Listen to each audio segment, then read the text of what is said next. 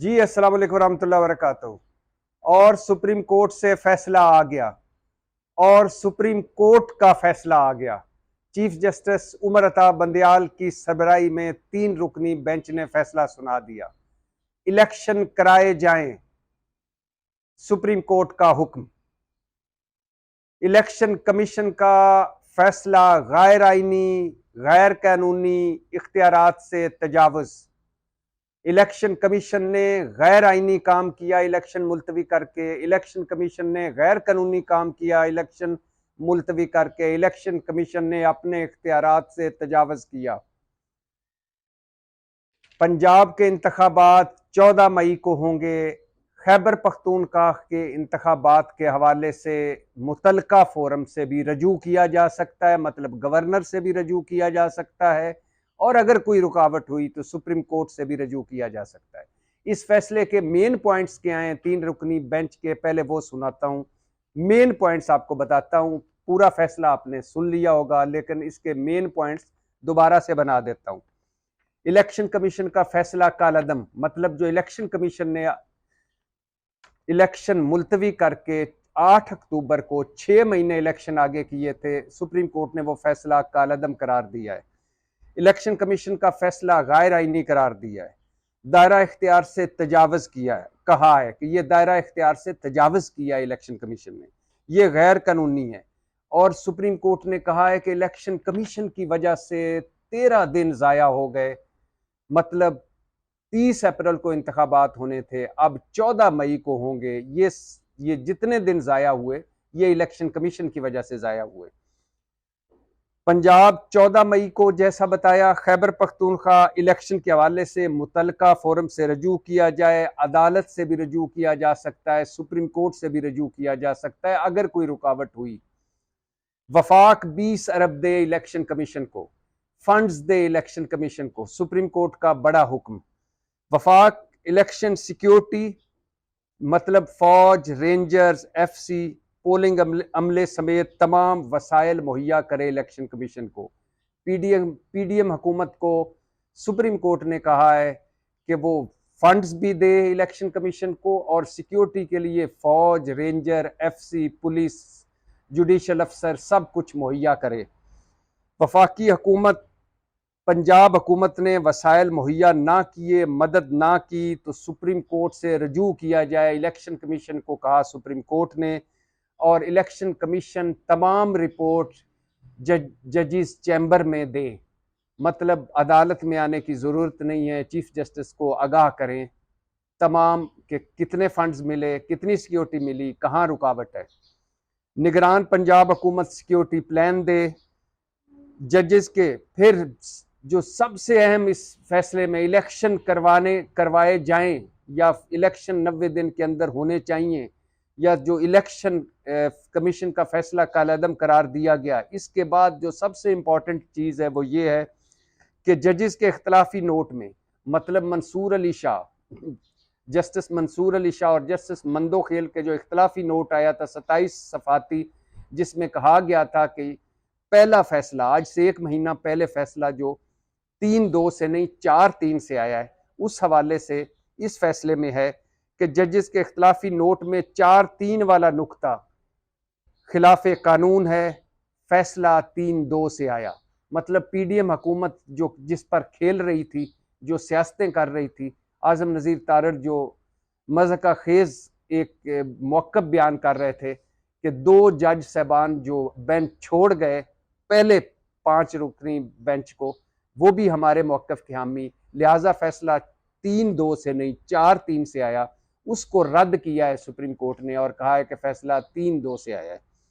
Justice फायज ईसा bench के फैसले की कोई कानूनी हैसियत नहीं, मतलब जस्टिस फायज ईसा बेंच ने एक फैसला दिया था कि अज खुद नोटिस केसों की समात रोक दी जाए, अज खुद नोटिस की कोई आईनी हैसियत नहीं, और चीफ जस्टिस को खसूसी बेंच बनाने की कोई इख्तियार नहीं। ये 3-2-1 से फैसला दिया था चीफ जस्टिस फायज ईसा बेंच ने, इसको रद्द किया और कहा है कि इस फैसले की कोई कानूनी हैसियत नहीं। और सुप्रीम कोर्ट ने मुकम्मल इलेक्शन शेड्यूल भी दे दिया, कि कौन महकमा क्या करेगा, अगर नहीं करेगा तो उसका क्या उसका क्या, उस पर क्या एक्शन लिया जाएगा, कागजात नामजदगी कब होंगे, रिजेक्शन कागजों की कब होगी, अपील कब होगी, सारा शेड्यूल दे दिया। हुकूमत ने, पहले सुनते जाइए, हुकूमत ने कहा है कि हम बाकायदा रद्द अमल काबीना इजलास के बाद देंगे, जो आज शाम से पहले होने वाला है।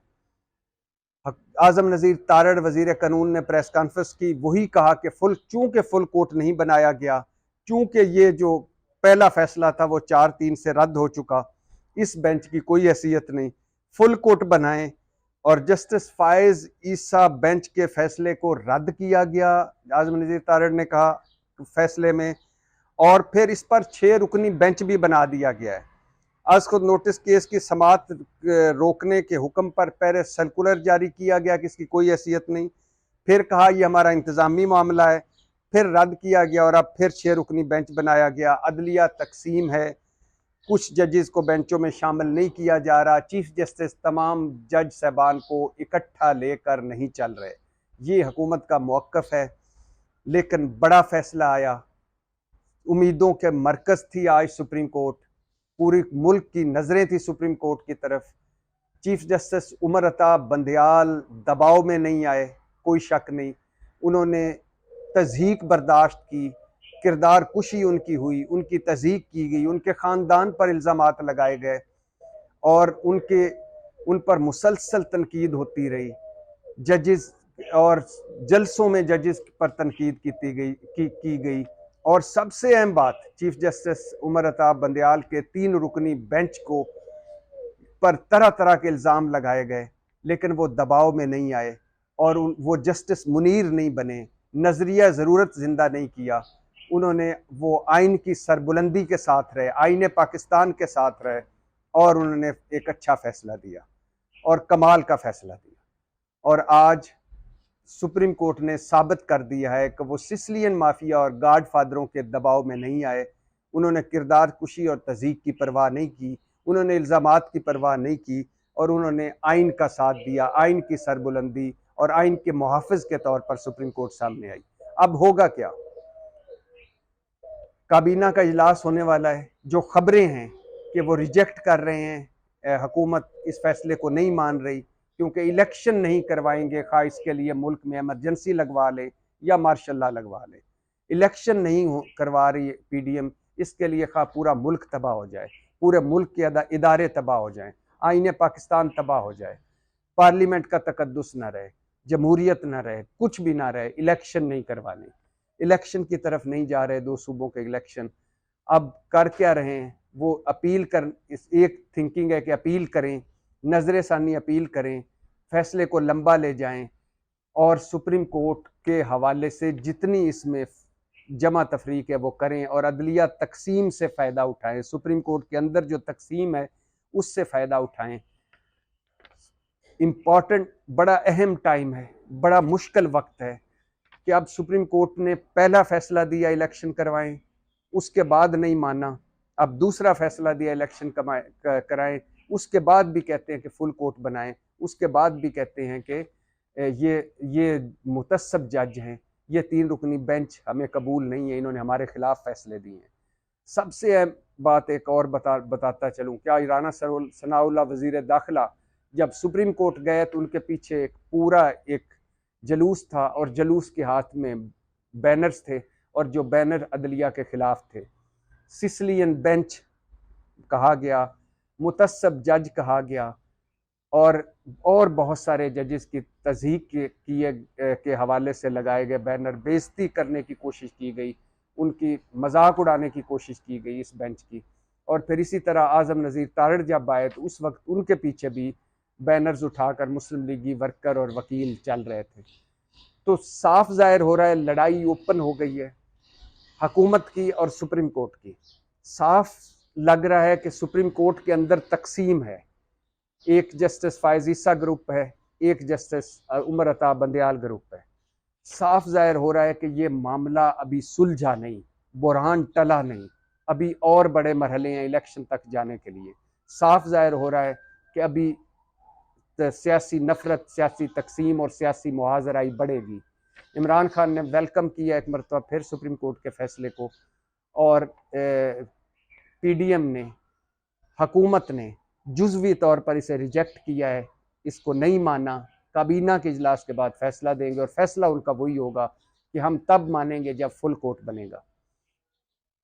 लेकिन फिर वही बात, चीफ जस्टिस उमर अता बंदयाल साहब, जस्टिस इजाज़ुल एहसन साहब और जस्टिस मुनीब अख्तर साहब, आपका शुक्रिया। आप आइन के साथ खड़े हुए, आपने तज़हीक बर्दाश्त की, किरदार कुशी बर्दाश्त की, आपने अपनी क्रेडिबिलिटी पर इल्ज़ाम जो लगाए गए वो बर्दाश्त किए, आपने आपके कंडक्ट पर जो इल्ज़ाम लगाए गए वो बर्दाश्त किए, आपने आपकी जो ख़ानदानों के हवाले से बातें की गई वो बर्दाश्त किए। जो काजी फायज़ ईसा बेंच का फैसला आ जाना, मतलब अज खुद नोटिस केस ख़त्म कर दिए जाएँ, उन ना सुने जाएँ। इसके अलावा रजिस्ट्रार सुप्रीम कोर्ट का वापस बुला लेना वफाकी हुकूमत का। इसके अलावा अज खुद नोटिस की कानून साजी करना और चीफ जस्टिस का अज खुद नोटिस का इख्तियार ख़त्म करना। इसके अलावा जजेस की तकसीम, इसके अलावा मीडिया ट्रायल, मीडिया किरदार कुशी, ये सारे मराहल अबूर किए, ये सारे पुलसरात अबूर किए आपने चीफ जस्टिस साहब, जस्टिस इजाज़ुल एहसन साहब, जस्टिस मुनीब अख्तर साहब। मेरी तरफ से और कौम की तरफ से आपको, आपका शुक्रिया। हम शुक्रिया अदा करते हैं कि आप आइन के साथ खड़े हुए, हम शुक्रिया अदा करते हैं कि आप साबित कदम रहे, हम शुक्रिया अदा करते हैं कि आपने सिसिलियन माफिया और गॉड फादरों के दबाव को बर्दाश्त नहीं किया। बहुत मुश्किल वक्त है, अभी बहुत सारे पुलसरात अबूर करने हैं इस इंतखाबात तक जाने के लिए। देखते हैं क्या होता है। पाकिस्तान जिंदाबाद।